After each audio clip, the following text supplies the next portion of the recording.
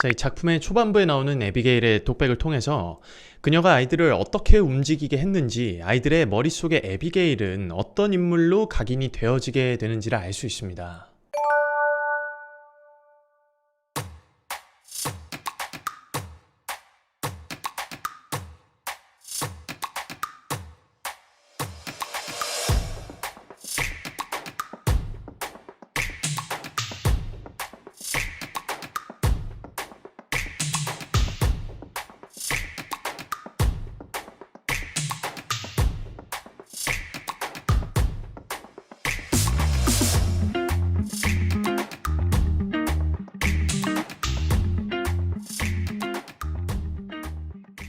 자, 그렇다면 에비게일이 이렇게 강한 어조로 이야기할 수 있는 근거는 과연 무엇인지 알아봐야겠죠. 그녀는 작품에서 분명히 아이들의 리더 노릇을 하고 있으니까요. 영화 크루서브를 보면 티튜바의 주술의식이 펼쳐지는 초반부에서 에비게일은 닭피를 마시는 행동을 합니다. 그 행동으로 인해서 아이들의 머릿속에는 에비게일이 얼마나 큰 열망을 가지고 있고 자신들과는 다르게 어떤 행동도 서슴지 않고 할 수 있다는 생각을 하게 되었을 겁니다. 그게 누군가를 해치게 되는 일일지라도 말이죠. 오늘 소개해드린 대사에서 그녀가 피비린내 나는 일들에 대해 이토록 강조를 하는 것을 보면은 더욱 아이들의 마음이 어떠할지 이해할 수 있습니다. 그녀에게 거역하게 되는 순간 자신이 죽음을 맞이할 수도 있다는 두려움이 가져온 바로 맹목적인 믿음 말이죠. 제가 독백 연기를 할 때 참고하실 만한 팁들을 소개해드린 영상에서 알려드린 것들이 여러분들이 오늘 이렇게 에비게일을 연기하실 때 더욱 도움이 되실 겁니다. 에비게일은 이제 자신이 리더라는 것을 알고 있고 아이들을 어떻게 해야 혼란스럽게 하고 두려움에 빠뜨리는지 분명히 알고 있기 때문입니다. 자, 그럼 우리가 이 독백을 펼치기 위해서 조금 더 작품의 배경에 대해 한번 알아보도록 하죠. 작품의 현재 배경이 되고 있는 세일럼이라고 하는 마을은 세워진 지 40년도 채 되지 않은 작은 항구 도시입니다. 유럽 사람들이 보기에 이 세일럼이라는 마을은 야만적인 곳이라고 보여졌는데요. 이들의 실제 생활이 어떠했을지 제대로 아는 사람은 없었다고 합니다. 그들에게는 성탄절마저도 쉬지 않고 쉬는 날에는 기도에 몰두해야 하는 날이죠. 엄청나게 많은 시간을 노동에 쏟았고 그 노동력을 바탕으로 이제 막 생산품을 배에 실어서 수입을 올리고 있는 상황입니다. 다른 도시 사람들의 어떠한 일상적인 생활이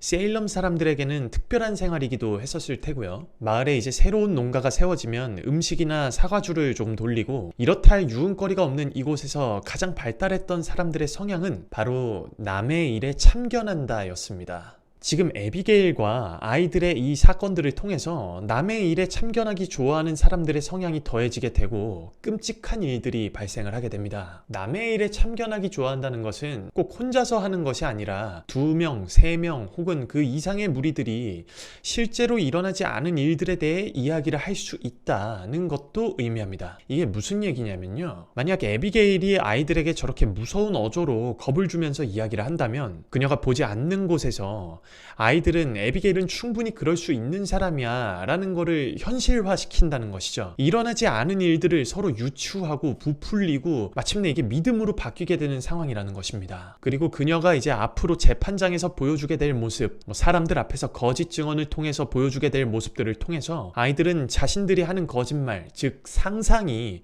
현실인 것처럼 연기하고 실제로 몸이 급격하게 반응을 일으키는 놀라운 일들을 보여주게 됩니다. 그렇게 아이들은 그녀에게 사로잡혀 끔찍하고 기이한 일들을 행하게 되죠. 바로 그들을 지배하는 두려움이 가져온 확고한 믿음 때문에 말입니다. 오늘 보시는 독백에서 에비게일이 자신들에게 이야기하는 것에 대한 엄청난 두려움, 그리고 그것을 철저하게 이용하고 있는 에비게일의 모습이 그려집니다. 우리는 이러한 독백을 살펴보게 될 때 절대적으로 자신의 감정에 빠져서 단지 겁을 준다라는 단면적인 모습을 보여줄 수 있는데요. 에비게일은 자신이 원하는 것을 위해서는 그저 소원을 비는 것이 아니라 어떤 행동도 할 수 있다는 것을 이미 티튜바의 의식을 통해 보여주었기 때문에 자신이 이렇게 이야기를 할 때 아이들의 반응까지도 그녀의 머릿속에 있는 것입니다. 왜냐하면 울부짖는 베티에게 손찌검을 할 때 아무도 말리지 못했고 오늘 그녀의 독백이 펼쳐지는 동안 그 누구도 그녀의 말을 자르거나 반발심을 일으키는 사람은 아무도 존재하지 않기 때문입니다. 이 아이들은 자신들의 거짓말이 앞으로 마을에 어떤 일들을 일으킬지 모르고 만약 그 거짓을 수면 위로 끌어올린다면 에비게일이 정말 자신들을 죽일지도 모른다는 두려움은 점점 커져나가는 것이죠. 이게 혼자만의 생각이 아니라 2명, 3명 혹은 그 이상이 모여서 일어나지도 않은 일들에 대해 이야기를 하면서 에비게일은 정말 자신들을 죽일 것이라는 것에 대한 이야기를 분명히 나눴을 것입니다. 세일럼 사람들 특유의 남의 일에 참견한다 라는 것은 바로 여기서 더욱 안타까운 빛을 발휘하게 되는 것이죠. 그저 뒷담화가 아니라 자신이 연루되어 있는 상황에서 이런 일이 펼쳐지고 거기에 아직 드러나지 않은 일들이 마치 현실처럼 부풀려지고 더해지게 된다면 더욱 큰 힘을 발휘하게 되는 것이죠. 이러한 일들의 반복으로 인해서 아이들 스스로가 만들어준 에비게일의 힘 말입니다. 작품을 조금 더 살펴보시면은 메리 어렌이 존 프락터를 부정하고 에비게일이 거짓인 걸 알면서도 그녀를 향해서 손을 뻗는 모습 역시 여기서 기인했다고 해석할 수 있습니다. 시간이 더 지난 후라서 그녀의 힘은 더욱 상상하지 못할 만큼 커져 있었을 테니까요. 그렇게 아이들에게 에비게일의 일들은 그리고 그녀의 존재는 더 이상 상상이 아닌 거역하기 힘든 현실이 되어버린 것이죠. 사람은 상상과 현실을 구분하는데 굉장한 어려움을 겪는다고 합니다. 누군가는 아예 불가능하다고 선을 긋기도 했죠. 자신이 하고 있는 행동이나 생각이 상상일지라도 그것을 현실이라고 생각을 한다면 머릿속에서는 그걸 현실이라고 받아들인다는 것이죠. 바로 우리가 접할 수 있는 뉴스들을 볼 때 망상이라고 하는 것들이 나타나는 것처럼 말입니다. 게임 속의 세상과 현실을 구분하지 못하는 일들, 좋아하는 연예인이 마치 자신의 연인인 것처럼 착각을 일으키는 일 등등 수많은 뉴스를 통해서 우리는 상상과 현실을 구분하지 못하는 일들이 실제한다는 것을 알 수 있습니다. 에비게일은 진심으로 아이들을 죽일 생각으로 이 말을 한 것일까요? 그게 바로 우리가 이제 이 독백에서 가장 중요하게 생각해야 하는 부분 중에 하나입니다. 실제로 죽였을까가 아니라 아이들의 머릿속에 에비게일은 날 실제로 죽일 거야.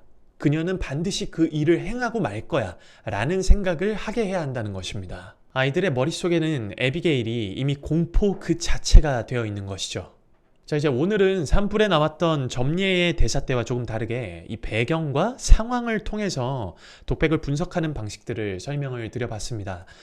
여기서 이렇게 표현하고 저기선 저렇게 표현하는 방식들을 설명하는 것도 분명히 있겠지만 배경과 상황을 통해서 인물에 대한 접근 방식을 소개해드리고 싶어서 분석하는 방식을 조금 다르게 설명을 드려봤습니다. 이처럼 다양한 방법들을 통해서 여러분들 스스로 설득력 있는 독백을 만드셨으면 좋겠고요. 추천해드린 시련의 에비게일을 통해서 정말 좋은 공부가 되셨기를 바라고 또 나아가 시험에서 좋은 결과가 있으시기를 진심으로 바랍니다. 자, 그럼 축하합니다. 합격입니다.